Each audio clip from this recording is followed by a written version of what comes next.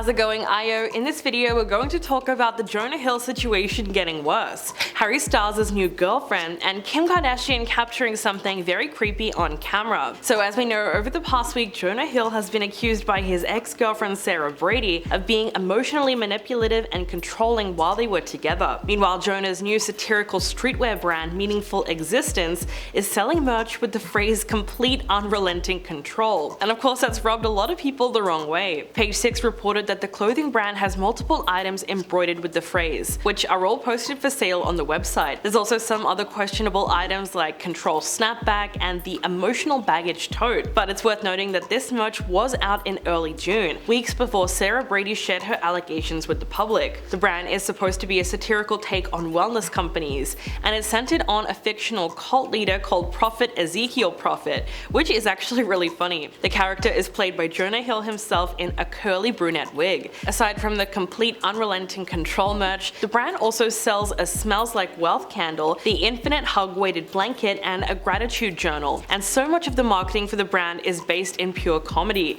It's pretty much just Jonah sharing inspirational quotes about monetizing happiness. But to be fair, part of it is supposed to be for a good cause. On the website it says that 3% of net sales are put towards mental health initiatives. In light of these latest allegations, fans have expressed outrage over the merch in the comment section of the brand's Instagram. People wrote things like, "This is disgusting," and "seriously horrible," which really stands out considering that the account only has around 8,000 followers. After getting a ton of hate in the comments section, the brand has since disabled the comments on the post. So as we know, last week Sarah Brady shared a series of Instagram stories detailing Jonah's toxic behavior while they were together. She posted DMs and text messages that she claims he sent to her when they were dating. She wrote, "Sharing this publicly now because keeping it to myself was causing more damage to my mental health than sharing it could ever do. This is my warning to all girls. If your partner is talking to you like this, make an exit plan. Call me if you need an ear." So what exactly was in these messages? Well, one of them appears to show Jonah chastising her for posting photos of herself in a bikini. He wrote, "It's not my place to teach you. I've made my boundaries clear. You refuse to let go of some of them and you've made that clear, and I hope it makes you happy." In another screenshot, he explains what kind of behavior he feels is crossing his boundaries. This includes her surfing with other men, modeling, posting pictures of herself in a bathing suit, and having friendships with women who are in unstable places. Sarah also claimed that they were seeing a couples therapist who instructed her to paddle away from men while she was surfing and tell them that she was going to talk to her boyfriend. This is where she feels that a lot of the misogyny came in. She said, "I hope my ex has a daughter. Maybe she'll turn him into a real feminist because the fact that he calls himself a feminist now is laughable." According to Sarah, he also weaponized therapy speak against her, which are words that are often used in the context of therapy. He apparently refers to his list of demands as boundaries. This makes sense considering that Jonah has promoted mental health initiatives and therapy for years, and he even produced a documentary called Stutz, which is about his relationship with his own therapist. It's tough to say what is and what isn't therapy speak though, because if you look at a lot of these messages, you might also say that Jonah is just being respectful, polite, and understanding when talking about what he wants from his partner. As of now, he has yet to speak out about all the backlash, but it's unlikely that he'll stay silent for much longer given how much outrage all of this has caused. And now, did you know that Harry Styles has a new girlfriend? Over the weekend, Taylor Russell, Harry's rumored new girlfriend, was spotted in the VIP section of his concert in Vienna. She was photographed dancing to his songs throughout his show and just looks like she was having a really good time. After Saturday's show, fans went crazy when videos surfaced of the two of them walking hand in hand through the streets of Vienna. They went around town looking as low-key as possible. Taylor was wearing black pants and a white t-shirt, while Harry wore dark shades and a blue windbreaker with khaki shorts. They've also been spotted together in public on several occasions, which has only added to the speculation about their romantic status. Back in June, a TikTok user shared photos of them walking together somewhere in London. Then around the same time of Harry's show in Vienna, fans captured even more footage of them exploring the Austrian capital together on foot. Again, it seems like they were trying to keep this date as low-key as possible. In one video, Harry goes incognito, wearing a navy blue bomber jacket, a white t-shirt, khaki shorts, a blue baseball cap, and black sunglasses. Meanwhile, Taylor wore an all-black outfit with a black cap. Realistically, if they are together, it would be a while before they make any kind of red carpet debut, so we can't confirm anything just yet. But it seems like they could potentially be a fan favorite couple, just because they look so good together. The last person Harry publicly dated was Olivia Wilde. They were together for about a year before ultimately breaking up in November. Sadly, these these guys were arguably one of the most unpopular celebrity couples in recent times. They met on the set of the movie Don't Worry Darling, which Olivia directed. Harry joined the cast in the fall of 2020, and by January of 2021, the two of them were spotted holding hands at a wedding, which naturally caused everyone to lose their minds. Some say that the reason they split up was simply down to scheduling conflicts and the fact that they didn't want to have a long-distance relationship. But realistically, Olivia was also getting a lot of hate from Harry's fans. They didn't like the fact that she was 10 years older than him and had 2 kids. People also thought it was a little problematic that they met while she was a director and he was an actor, because that means that there could have been some kind of power imbalance there. Some people also pointed to the fact that she had moved on way too quickly after breaking up with her ex-fiancé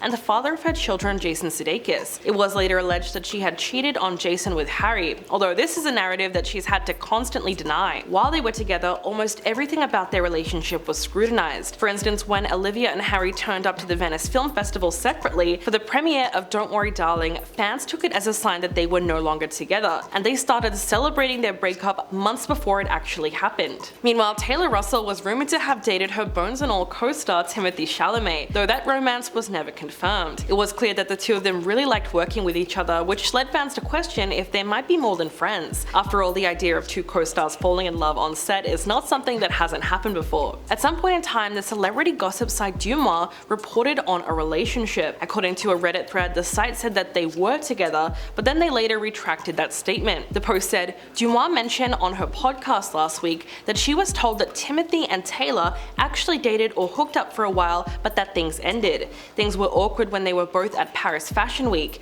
and Kylie Jenner was also there, and he and Kylie were seeing each other at that point. Fast forward to this week's episode, and she said that she made a mistake with the info she received because she had to retract a lot of things and misinterpreted it. Now she's saying that Timothy and Taylor didn't date or hook up at all, and things were awkward between them at Paris Fashion Week because the movie they were in together didn't do that well. That last line was referring to the box office numbers for Bones and All, which was kind of underwhelming. The movie grossed over $14 million while the budget was reported to be at least $16 million, which is kind of a shame because it was such a unique story mixed with both horror and romance. As for Taylor and Timothy, if they were together at any point in time, it clearly didn't last very long. But right now, they each seem to have moved on with their own respective partners. Now, did Kim Kardashian just capture a ghost on camera? In one of her selfies, she noticed a creepy female-shaped figure in the background. She posted the photo on Instagram, and so far it's completely blown up. In the caption, she wrote, "So I took this pic last week when I was alone, and now going through my phone, I'm freaking out noticing a woman in the window." The photo showed Kim wearing a pink dress that was pinned for alterations, with a big messy bun on top of her head. But behind her was the silhouette of what appeared to be a woman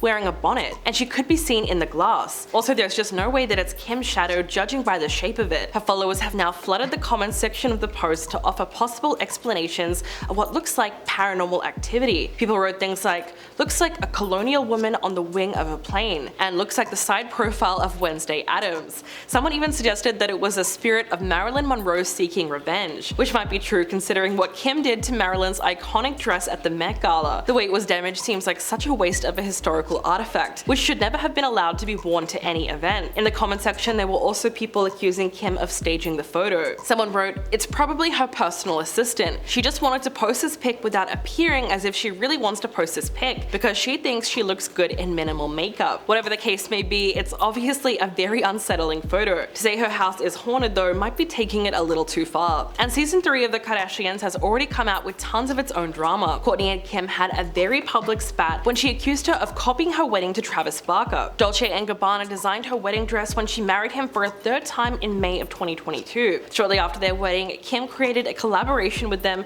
and made a memorable appearance at the Dolce & Gabbana show during Milan Fashion Week. In a confessional, Kourtney said, "My sister used my wedding as a business opportunity, so she thinks that Kim stole some of her limelight just to be able to profit off that same brand." She said, "It's not like I did their campaign and she did their campaign right after. It's my actual wedding. That wasn't a business deal for me. I did it because it felt really personal." The sisters hashed it out on last week's episode in a tense conversation. Kim turned the accusation right back on Kourtney and said that she was the one who copied her Italian wedding to Kanye West. She said, "I got married in Italy. Am I saying you copied me by getting married in Italy? Who performed at my wedding? Andrea Bocelli. Who performed at Kourtney's wedding? Andrea Bocelli. You stole my effing wedding country and my wedding performer." Apparently things got so bad between the two sisters that Kourtney removed herself from all 4 of their family family's group chats, which means that she was genuinely upset about this whole collaboration. Thankfully though, Kim did speak up about this fight recently, and she says that she and Kourtney have smoothed things over. As we know, Kim and Kanye got married in May of 2014,